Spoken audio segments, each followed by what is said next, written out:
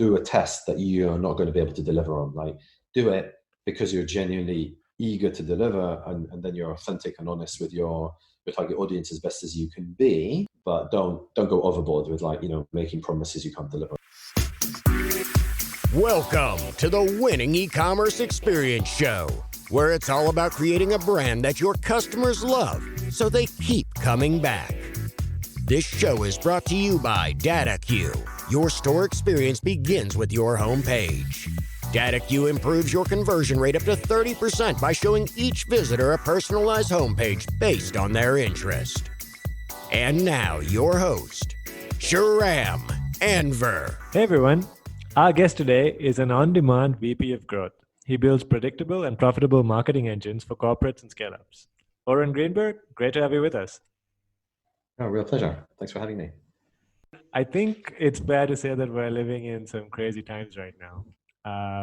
And you can't really run away from kind of getting into this topic. So maybe before we get into the crisis, I think it would be nice just to introduce everyone to you. Like, who is Oren Greenberg? Tell us about Curve and why you started it.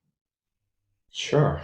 So I've been in marketing for about 16 years now, and effectively I worked for a lot of VC-backed businesses when I started it. It's probably about 8 years ago. Mm-hmm. What I noticed was there's a kind of conditioning to how performance marketing and growth marketing was being run in a lot of businesses. So kind of primarily siloed, not very experiment-led, and not particularly agile, and very old school. Mm-hmm. And I saw that there's a real opportunity for being kind of a data-first approach. But it wasn't only that. It was also, I was managing at one point like 7 agencies for one of the largest UK brands. And with the agencies, I felt like they were trying to force my needs into their fixed staff mm-hmm. and overhead, because they had all these peoples and bums in seats, and it didn't really work out for me. So my model effectively was to bring specialists in as needed for the client's project, rather than try and fit the client project into the people that I have in my business. So it kind of evolved over time to just be a bit more nimble. And I think this coincided with my interest in becoming a digital nomad and working remotely as well. And I wanted to work from Cambodia and Sri Lanka and Bali, and I did all of those amazing things. And my interest was to tap into international talent as well. So have you been to any cool spots already that you can tell us about? Yeah, we go to Bali every year now, which is pretty cool. And there's a lot of digital nomads there. Sure. And then, I ended Cambodia, and then we've gone to Sri Lanka, we've gone to Thailand. So yeah, mostly Southeast Asia. And, I like it there. It's much better weather than here during winter. Yeah. So, I'm Singaporean, and my co-founder Anne is actually from Thailand. So it's pretty cool that you like that part of the world. Mm. So, okay, so let's get to sort of the topic at hand. It's clear that I think there's a lot of people really hurting right now, and you've got this very small percentage of e-commerce businesses that are doing very well, who are doing essentials or health goods and things like that. But I think the vast majority are probably seeing pretty volatile sales right now. So given sort of like with the clients that you're working in right now, like, can you talk us through what kind of advice you've been giving them to navigate these times? What, have you seen anything interesting, like in terms of examples of how they've been preparing? Yeah, so I think first of all, it's important to know that I work with lots of different types of businesses. So some of my advice is a bit biased. It's not only e-com, I also do SaaS, and I also work with B2B businesses. Mm-hmm. That are more service-led. So sometimes some of the things I'll say, they're quite general terms. I'll try and keep it more e-com focused. And I am working with one of the largest manufacturers of electronics in the world at the moment on an omni-channel strategy for EMEA and Latin America. Mm-hmm. So I have pretty deep insight. I mean, this is like a $220 million marketing budget. It's a very large-scale business. I think a lot of the learnings can still be applied to smaller businesses. So try and kind of be more specific with what I'm observing. Some of the businesses, they're experiencing a lot of operational complexity. So just having everyone work from home is a big transition, cultural shift for them. And a lot of the business, because of the uncertainty, they're a bit frozen. So there's ambiguity over how long the situation is going to last for. And given both ambiguity coupled with the this operational complexity, the energy and effort, which is usually focused on growth, is kind of shifted into more of the basics. And it's kind of like almost like a foundational survival mode. So it's very interesting to see how, growth is not really as big a topic on the agenda as it previously was, as they're distracted just trying to get the foundations of how to deliver their core products to their customers. But effectively, they all still want growth. So they still, of course, they're not sure how to tackle it. So effectively, marketing has always been about differentiation. And the key is not to do what everyone else is doing. And what everyone else is currently doing, some good businesses are doing it really well, some businesses aren't doing it very well. They're sending out these emails of like, don't worry, we're still here to service you, and everyone in our office is working from home. And that's great, but that's not about me as a customer. That's about you as a business and what you're doing. And like after you get 45 emails a day, each day from 45 different businesses, it's like, I'm not thinking about whether or not all of the suppliers that I'm using are working from home and their staff. It's good to know, and that's nice, but it's not adding any value. It's like during GDPR, right? When everybody sent you their new updated privacy policy. Yeah. It's like, oh, by the way, we're GDPR compliant. And I'm really worried that you need to tell me that, because does that mean that before you weren't? I mean, that's not positive. It's not, that doesn't come out well. And no one cares. So it's not to say that you don't send out your communications about the situation. It's that you're smart about it. What that means is that you find a creative angle to use and leverage that as differentiation. Now, the best companies that I see do that, they're doing it by working in an alignment to their intrinsic values, and they're giving away things that are perceived high quality or high value for free. And effectively, the logic is, look, when you're down and you're in a hard spot, I'll be there to support you. And then when we're back on the good times together, you'll be there to have my back. So it's an authentic reciprocal relationship.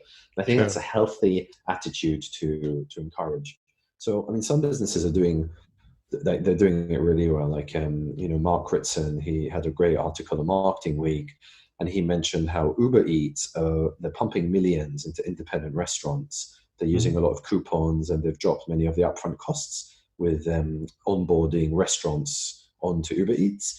And effectively, so they've effectively, if I get that right, so you've dropped the cost to onboard new customers, and your USP is to offer as many restaurants as possible. So in a way, it's like, oh, it sounds as if they're doing something that's working with COVID. But in reality, they're doing something that's directly aligned to their North Star metric and the core of what the business is about. So it's a brilliant packaging of something that gives perception of value. It's like we're helping restaurants and it's aligned to the vision, but it's actually commercially very astute as well. And that's what I endorse. So I endorse being sensitive. It's important. One of my clients said that they had a creative and it had like humor about people being bored at home. Yeah. It's like, it's great if you're bored at home, but the reality is a lot of people who are seeing the ad have just lost their job and they're not entertained by being bored at home. And humor at this point in time, you need to be very aware that a lot of people are really suffering terribly. I'm not even talking about people, like there's people dying, which is like the worst case scenario. And then you have people who are now bankrupt or losing money, and 1.5 million people or 3 million people now, projected 1.5 mil, especially 3 mil unemployed in the US. I mean, this is a catastrophe. Like, I get that you want to try and be positive and lighthearted, and you do that with your friends, or you do that on an intimate call. You don't do that on your advertising. And if you do it, it has to be very timely and well placed and in the right tone with the right audience. So one of the things I alert businesses is not to try and pretend or be in a failure. You have to be human. You have to pretend that you're talking to a friend who's having a hard time. And if you are, as a customer base, what would you do to help them during such a difficult time? and you need to align that with with commercial value and still working to generate revenue and profit. So yeah, so I mean, yeah, it's hard to condense advice because it's very contextually specific to each Absolutely. business and industry and geography. But hopefully, that's some of the main themes of the advice that I've been providing. Yeah, I mean, I think especially in this time, people are also, I think, hypersensitive. So you're seeing like the bad examples of the kind of communication you were talking about being shared on social media and absolutely being like pilloried, right? Like I remember seeing something on LinkedIn where this apartment complex sent a letter to everybody in it saying, well, we know times are tough, but if you don't pay your rent, we're still kicking you out because we still have bills to pay. And this just got shared everywhere when clearly like that kind of language was absolutely not necessary for the time, right? Yeah, there was the CEO of Visa, and he just released a LinkedIn status. I had almost 25,000 likes, which I'm like crazy. I've never seen so many likes in the status before, saying we won't let anyone go I saw if that. they've Yeah. been afflicted by this. And it's like that's like, you're effectively a standout business. Now you could say Visa is one of the foundational rail works for modern finance, and they're such a huge profitable business with incredible debt that they can afford to do that, and that's great and legendary. But small businesses realistically don't have that credit line or cash in the bank to be able to do that. So I think what one needs to be cautious is about is not, especially for entrepreneurs who have a vision and really have an amazing team, is you can't sacrifice the business or your own well-being for the employees. And the truth is it's a tough time for everyone. And if your specific niche doesn't have a need state, then trying to sell something when people aren't buying it, advice isn't what you need. You need to find something that is up and coming. And I talking to someone yesterday, they had a 6x increase in volume at 25% of their previous CPA, which is surreal. Wow. And that happened within a period of a week. So this specific type of business, which is experiencing incredible growth, is just riding the wave. And this is surfing. So some waves go up, some waves go down. If you're going in a wave that's on the downward spiral, you want to try and jump onto a better wave. So it's important not to hold on despite, and I've gone through 9 failed ventures. I mean, like when they say entrepreneurs fail a lot, I'm like the quintessential example of that. I mean, I talked to a guy the other day, he had 19 ventures until the 19th was successful. So I've only got 11 to go in my books. I'm still pretty good. But effectively what I'm saying is my biggest problem with my failed ventures was I put in so much money and time and love, and they failed. And the hardest thing was to let go. And what I'd really endorse is that the humility, that there's a balance between having a vision and how much can you headbutt against reality. So I think it's important to be conservative and try and ride it out. But the reality is, if this is going to drag out and your business can't sustain a 12-month runway, and you're not contracting because you still believe you can achieve growth, but the numbers aren't indicating of that, then be realistic. And that's probably the most important piece of advice I can give, is don't force your vision when there's no product market fit. I've seen a lot of startup founders do it, and it's madness. That's not how you create great business. You have to find opportunity and capitalize on it. You don't create opportunity when there is none, and that you can't do that. It doesn't work.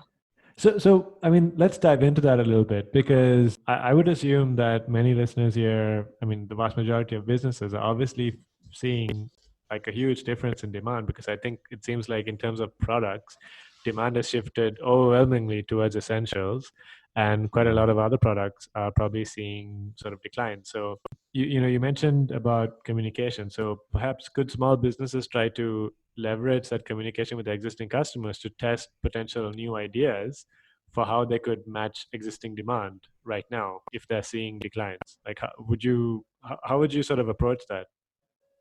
I think there's 2 ways to approach it. I think what you're suggesting as a strategy is brilliant. So effectively, rather than trying to attack a new sector, a new product, and then you're having to face product market fit all over again, which is very costly to do, you're capitalizing on your existing asset base. So I think that's smart.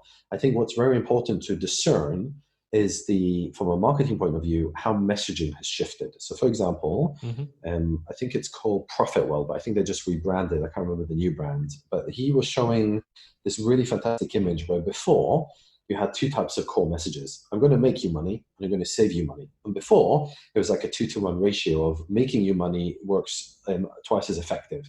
And now interesting. Saving you money is 3x more effective than making you money, because everyone's in herding, because everyone's in uncertainty. So what happens in uncertainty? You don't know where to spend the money because you don't know if there's going to be growth. So everyone's cutting back on costs. So therefore, the mental model has shifted to optimizing what I have rather than trying to create more of what I don't have.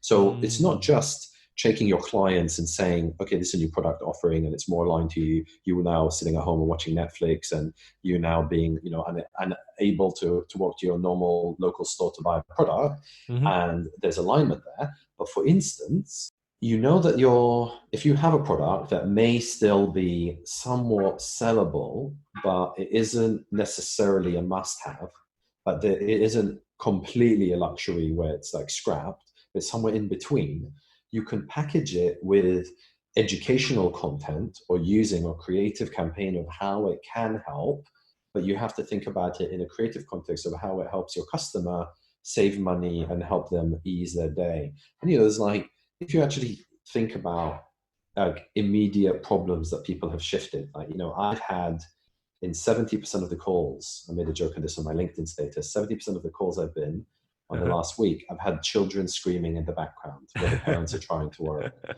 So if you were like, I have this new way to create a muzzle for children that's not illegal, you're like in the money, it's great. I mean, I just came up with, I should be an entrepreneur. I know these ideas are brilliant. No, but what I'm trying to communicate effectively is that there's new opportunities that have been created.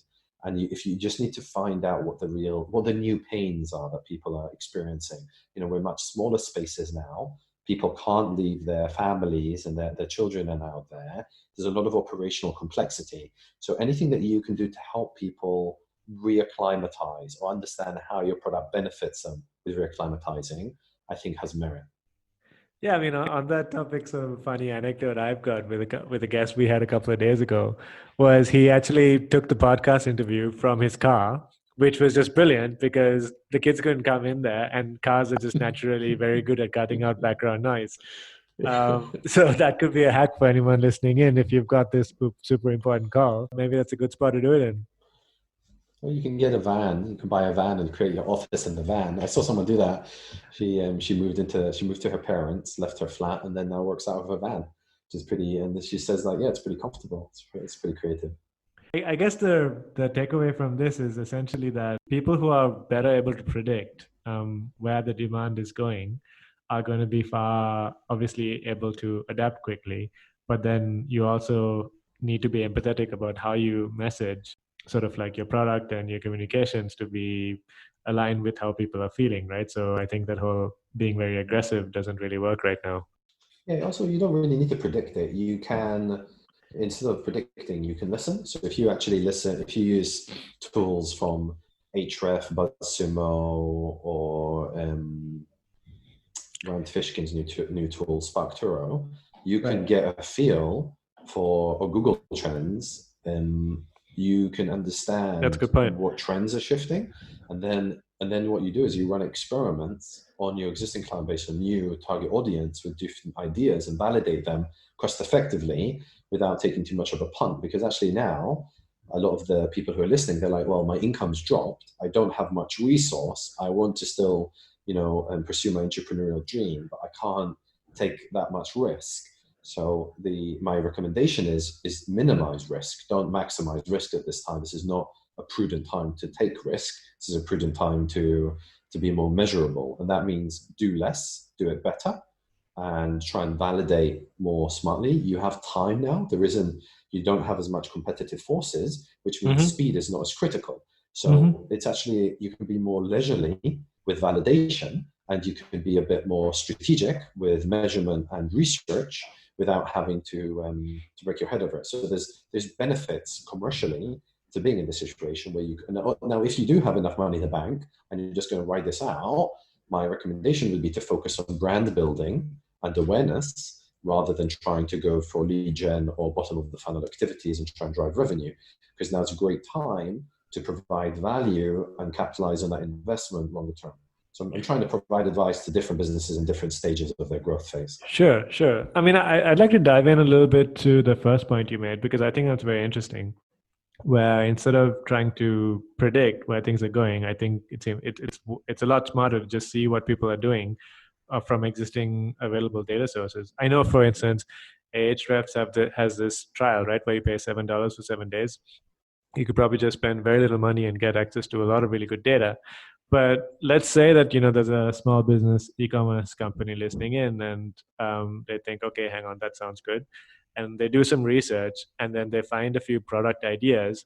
How would you recommend they go about with the next step, which is to actually test it? Maybe could they do something on their site where they don't get the product at the start and just sort of offer it, and then have a long delivery time just in case someone buys it, just to give them this certainty that only when they actually get a purchase do they actually ship it out, something like that. Like, because I think the whole point now is to be very careful with cash flow, and you don't also want to go out there and buy a whole bunch of stock of something you don't even know it's going to sell.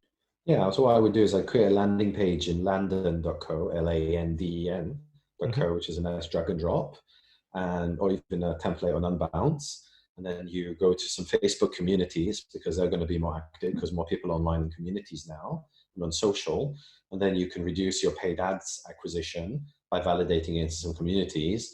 Now, I wouldn't recommend going and pitching in there. I'd recommend participating and building a bit of influence and contributing meaningfully, but then asking people to participate once you've delivered some value in some sort of survey or some sort of free trial, and then take them to the landing page, get them to sign up, and then try and figure out how you deliver on that. I mean,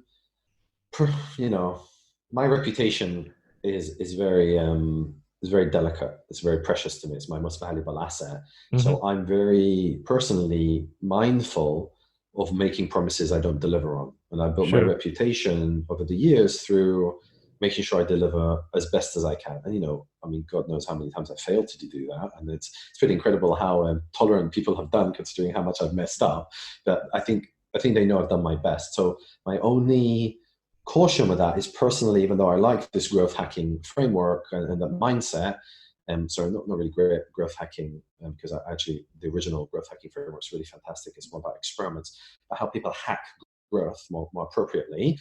I feel it's like, don't do a test that you're not going to be able to deliver on. Like, do it because you're genuinely eager to deliver, and then you're authentic and honest with your target audience as best as you can be.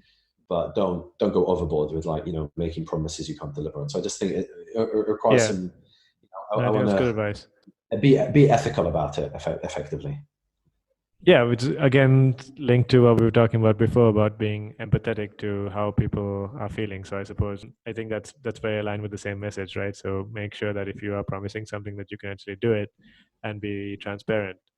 I know, for instance, that one of the things which people are facing with lower conversion rates has been helped by just being very upfront with communication when people come to the e-commerce site. So for instance, I've seen some e-commerce sites where they've got a banner at the top, which is saying something like, how are we affected by COVID?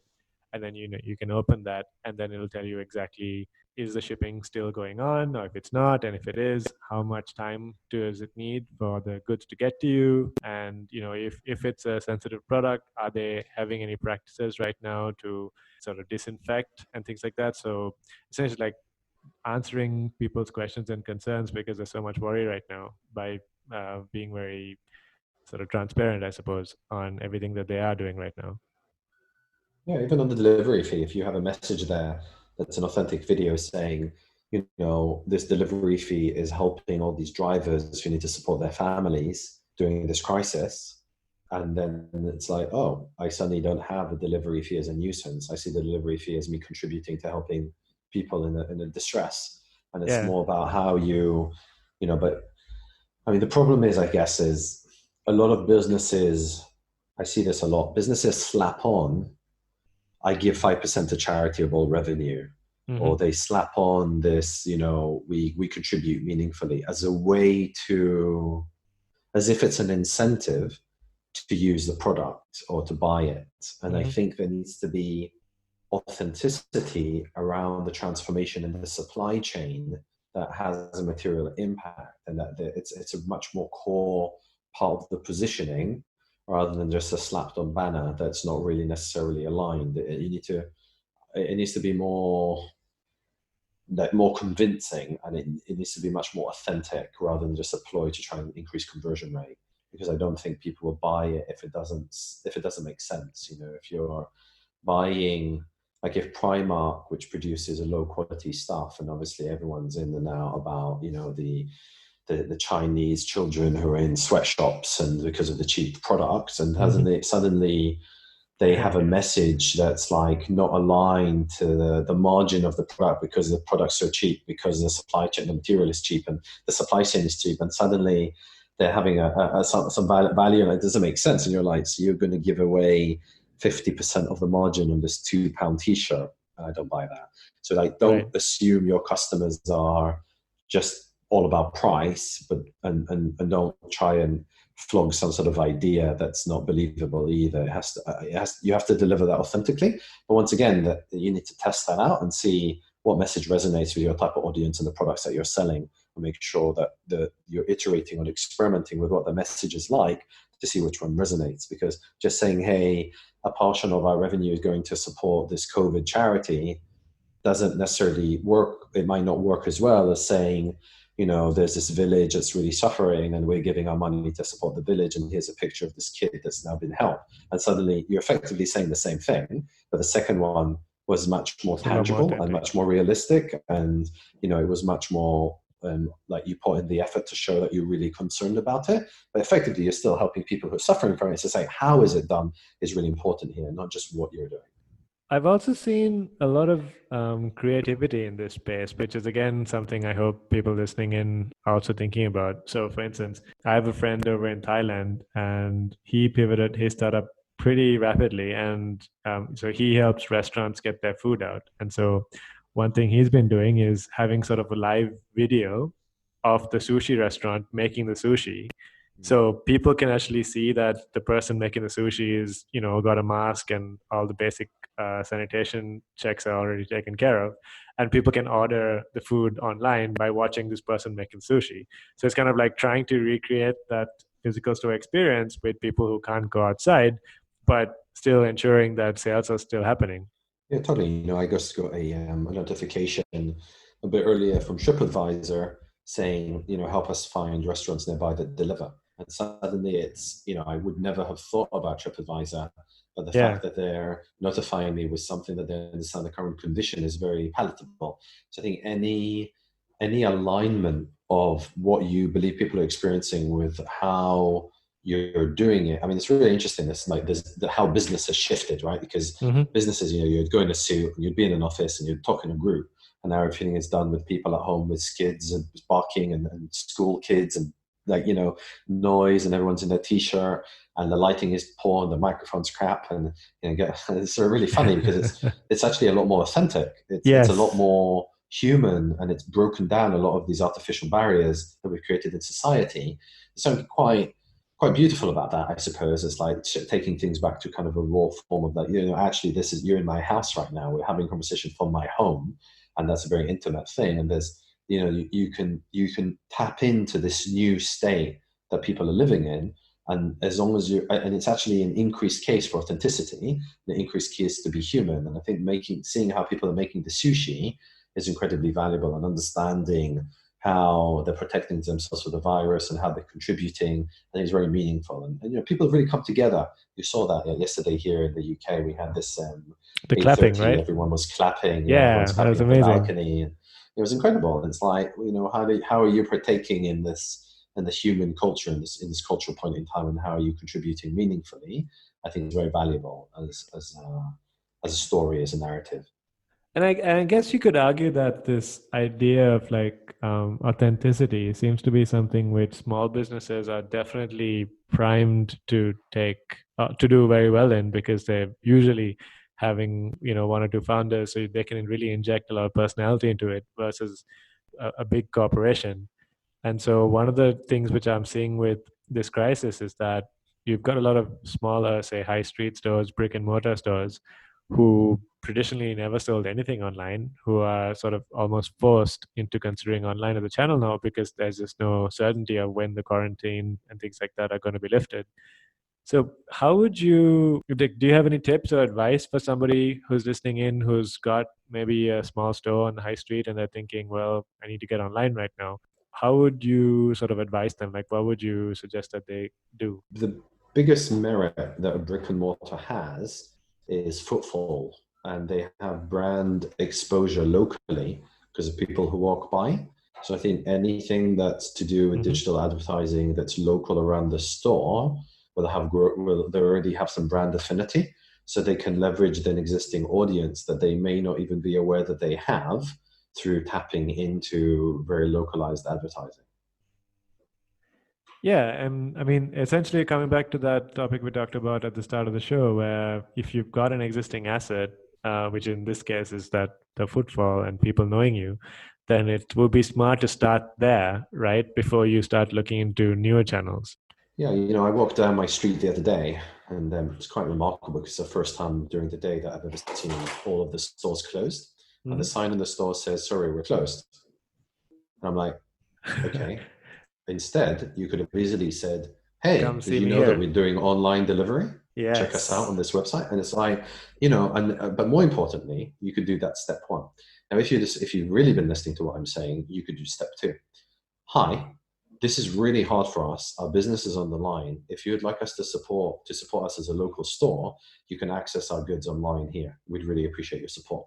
And now that message is like, I'm hooked. Like if I care about, if I go into that store frequently and they're saying that they're in need, and I understand now that they're requesting support and it's my local community, if I have any emotional connection to my local community, to that store, that message resonated a lot more powerfully. But look at how we went. We went from "Sorry, we're closed," which is like, not interested, like, I don't know what's going on with you, to "Hey, you can find me online," to an emotional, authentic connection that's a lot more meaningful. So I think the stores can be a lot more creative with what they're doing, because actually people are walking by that store now probably even more frequently because everyone has to go for a walk because everyone's at home all day.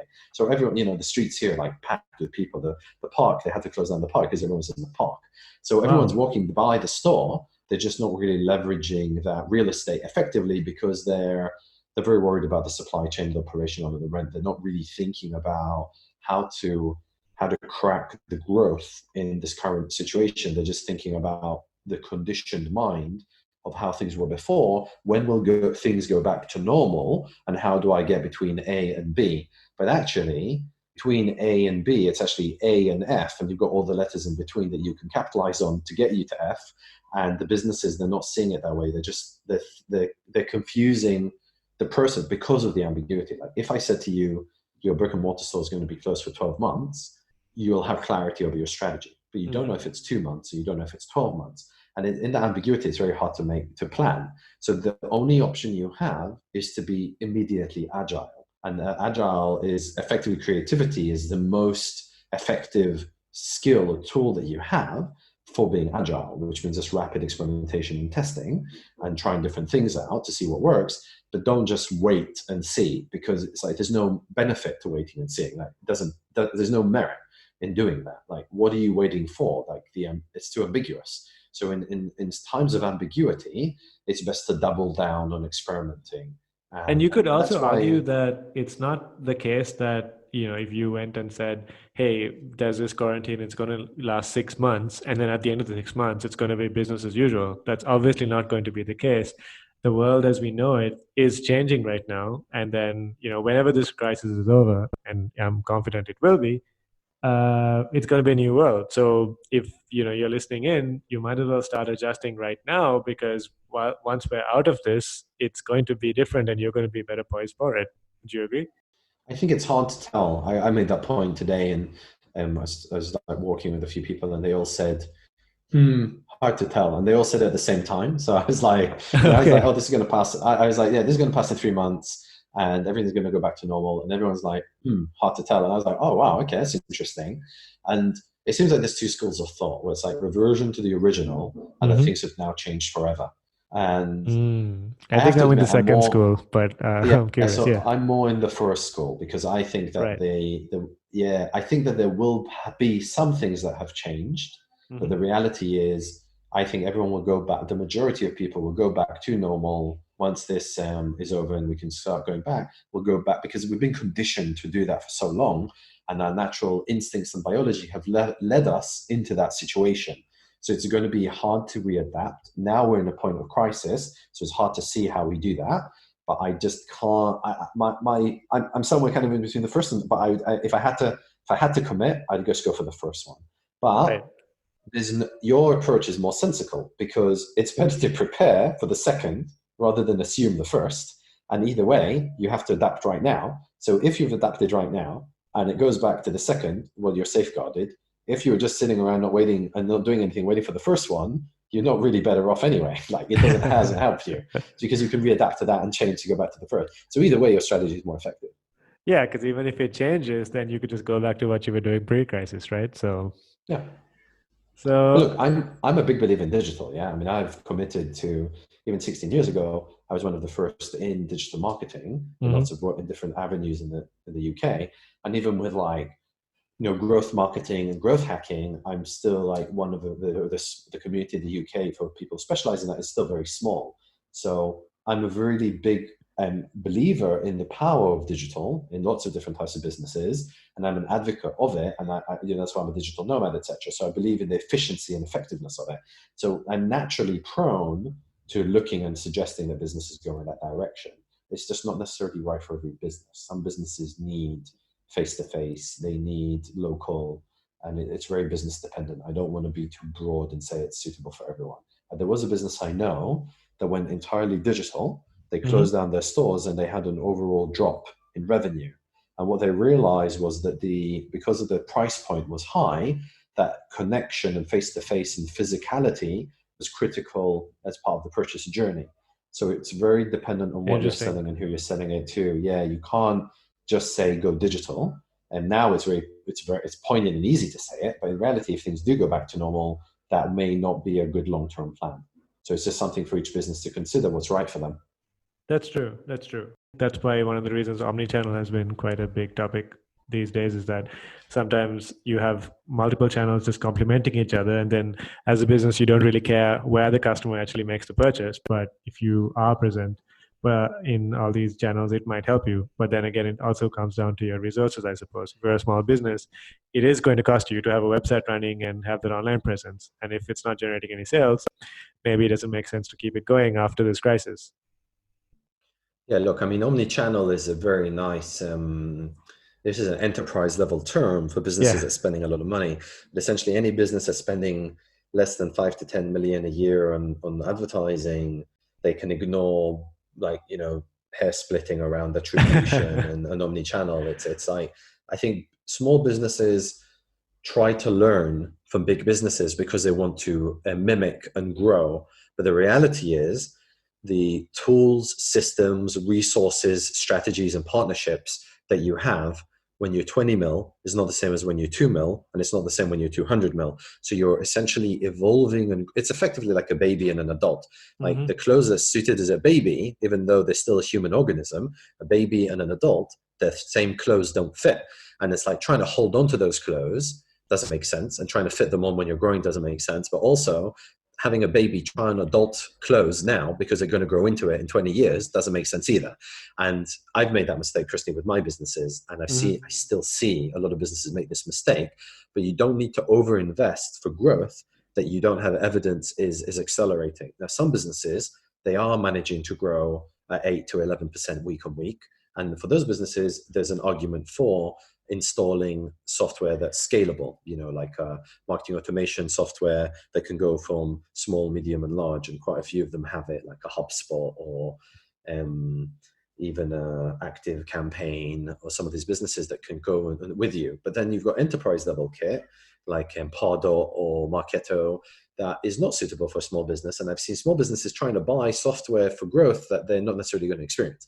But either way, I think the whole omni-channel attribution topic is a wonderful topic, but not relevant for our current crisis, because businesses are not obsessed at the moment with growth, rather than just struggling to survive and adapt to uncertainty. So I think I wouldn't want to waste people's limited mental energy trying to focus about that.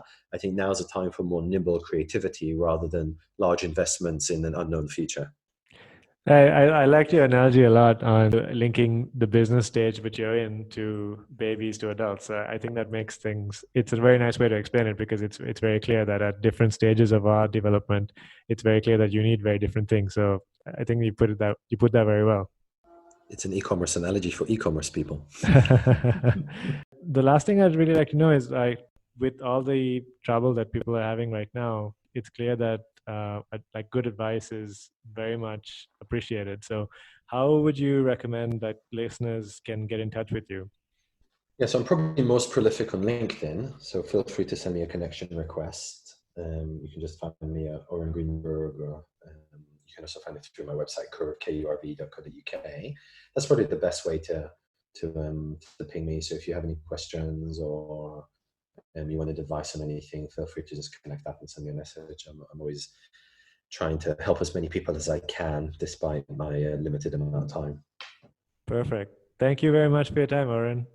Yeah, a real pleasure. Thanks for having me. You're still here, which means you definitely enjoyed that conversation.